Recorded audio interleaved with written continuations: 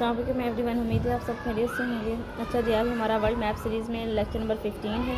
आज हम डिस्कस करेंगे geo strategic importance of Pakistan की। तो सबसे पहले मैप की तरफ आइए, देखते हैं कि पाकिस्तान एक्चुअल में है कहाँ पे।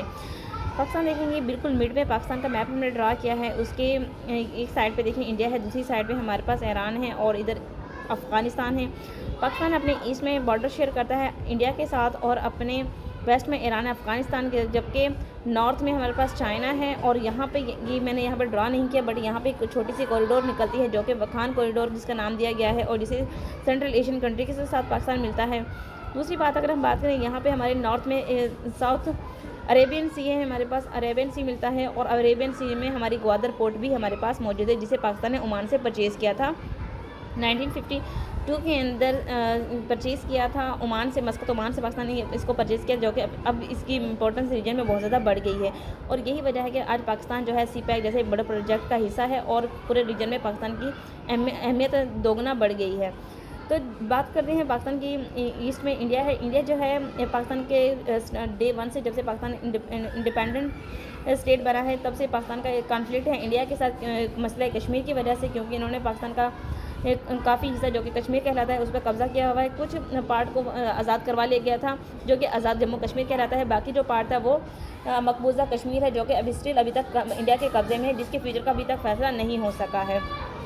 इसके बाद अगर हम बात करें चाइना की, तो पाकिस्तान चाइना का स्टार्ट से ही एक नेबरिंग, और ना सिर्फ नेबरिंग कंट्री है बल्कि साथ ही इसका एक दोस्त भी है और एक राइजिंग पावर भी है, जिसकी वजह से पाकिस्तान को बहुत ज़्यादा बेनिफिट्स हो रहे हैं।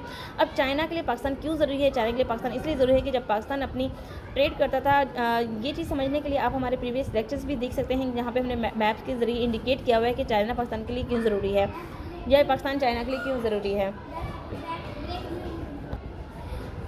क्योंकि चाइना जब अपनी ट्रेड करता था CPEC से पहले, तो चाइना अपनी ट्रेड करता था यहाँ से इन वाटर बॉडीज़ के ज़रिए, यहाँ से गुजर के यहाँ पे स्टेट ऑफ हॉर्मस के ज़रिए गुजर के और मिडिल ईस्टर्न कंट्री तक इसकी एक्सेस थी, जिसमें इससे बहुत ज़्यादा एक्सपेंसेस पड़ते थे। फिर क्या हुआ, पाकिस्तान ने क्या किया, पाकिस्तान ने चाइना के साथ मिलकर एक प्रोजेक्ट साइन किया जिसे हम कहते हैं CPEC, China Pakistan economic corridor है। और उस CPEC के ज़रिए चाइना की डायरेक्ट एक्सेस मिल गई सेंट्रल एशियन कंट्रीज़ की तरफ या फिर यूरोप की तरफ।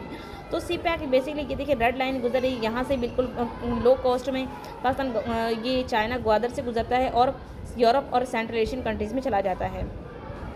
ये डायरेक्ट एक्सेस है और बहुत ही ज़्यादा इसे कम एक्सपेंसेस पड़ते हैं। इसके अलावा अगर हम देखें तो ईरान है पाकिस्तान के साथ जो अपना बॉर्डर शेयर करता है। ईरान पाकिस्तान के साथ कई डील्स हो चुके हैं, इनमें एक पीस पाइपलाइन भी है जो कि स्टिल अभी तक पेंडिंग है पाकिस्तान की डील और इनकी एक्सेस है। ईरान, पाकिस्तान, इंडिया, इन तीनों के दरमियान ये डील फाइनल हुई थी, जिनमें से US के दबाव से इंडिया ने वहाँ से अपने विड्रॉ कर लिया था। बट अब ये डील जो है पाकिस्तान और ईरान के दरमियान जिस पर अब दोबारा से काम होना स्टार्ट हो गया है। अफ़गानिस्तान की अगर हम बात करें, अफ़गानिस्तान पाकिस्तान के लिए बहुत ज़्यादा इंपॉर्टेंट कंट्री है, क्योंकि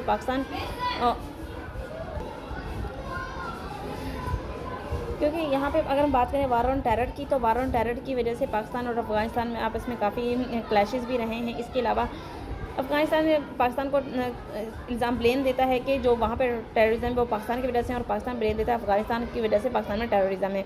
इसके अलावा यहाँ के जो बॉर्डर है इसे ड्यूरन लाइन कहा जाता है, क्योंकि ड्यूरन लाइन जो थी इसको अफ़गानिस्तान इंटरनेशनल बॉर्डर तस्लीम करने से इनकार कर दिया था, क्योंकि उनका मानना था कि यहाँ पे जो इलाका है वो सारा का सारा अफ़गानिस्तान का है। इसलिए अफ़गानिस्तान ने ड्यूरन लाइन को नहीं माना, जिसकी वजह से इनके तरफ कॉन्फ्लिक्ट्स बन गए थे। और यही वजह है कि अफ़गानिस्तान ने UN में पाकिस्तान की सबसे ज़्यादा मुखालफत की जब पाकिस्तान इसका मेंबर बनने जा रहा था। अरेबियन सी की बात करें, पाकिस्तान की नॉर्थ साइड पे अरेबियन सी है जहाँ पे ग्वादर है, और अरेबियन सी के ज़रिए पाकिस्तान की तमाम ट्रेड्स होती हैं। यहाँ पे ग्वादर की वजह से अदर कंट्रीज तक एक्सेस होती है, तो जिसकी वजह से पाकिस्तान यहाँ पे रीजन में बहुत ज़्यादा अहमियत का हामिल है।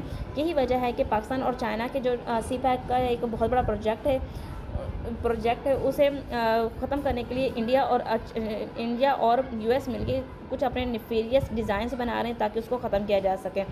इसके अलावा अगर हम देखें, नेचुरल रिसोर्सेज की वजह से बहुत ज़्यादा रिच कंट्रीज़ हैं सेंट्रल एशियन कंट्रीज़, जिनमें शामिल है तुर्कमेनिस्तान, उज़्बेकिस्तान, ताजिकिस्तान, अज़रबैजान। इस तरह की जो कंट्रीज़ हैं सेंट्रल एशियन कंट्रीज़, उनमें नेचुरल रिसोर्सेज बहुत ज़्यादा हैं, लेकिन उनको एक्सेस नहीं है, ना ही उनके पास कोई ये लैंड लॉक कंट्रीज़ हैं, जबकि अफ़गानिस्तान भी एक लैंड लॉक कंट्री है। तो इन तमाम कंट्रीज़ को स्टेट करने के लिए पाकिस्तान की ज़रूरत पड़ती है, और यही वजह है कि पाकिस्तान जो है बहुत ज़्यादा इंपॉर्टेंस का हामिल बन गया है। तो ये थी पाकिस्तान की जियोग्राफ़ी, जिसकी वजह से पाकिस्तान बहुत ज़्यादा अहम है। तो चीज़ें आपको समझ आ गई होंगी। हमने मैप ड्रा किया, वहाँ पे देखा कि इसके नेबरिंग कंट्रीज़ कौन-सी हैं। पीपीएससी के पास्ट पेपर में कई बार ये क्वेश्चन भी आया है, पाकिस्तान कितने कंट्रीज़ के साथ अपना बॉर्डर शेयर करता है। तो ये आप क्लियरली देख सकते हैं, Iran, Afghanistan, China and India, ये 4 कंट्री के साथ अपना बॉर्डर शेयर करता है। और एक साइड पे इसके नॉर्थ में ये अरेबियन सी है, यानी कि वाटर बॉडी है, यहाँ पे कोई कंट्री नहीं है। तो ये थे पाकिस्तान की जियोग्राफिक इम्पोर्टेंस रीजन में। तो इंशाल्लाह मिलेंगे नेक्स्ट वीडियो लेक्चर में, तब तक अपना ख्याल रखिएगा। जज़ाकल्लाह, अल्लाह हाफ़िज़।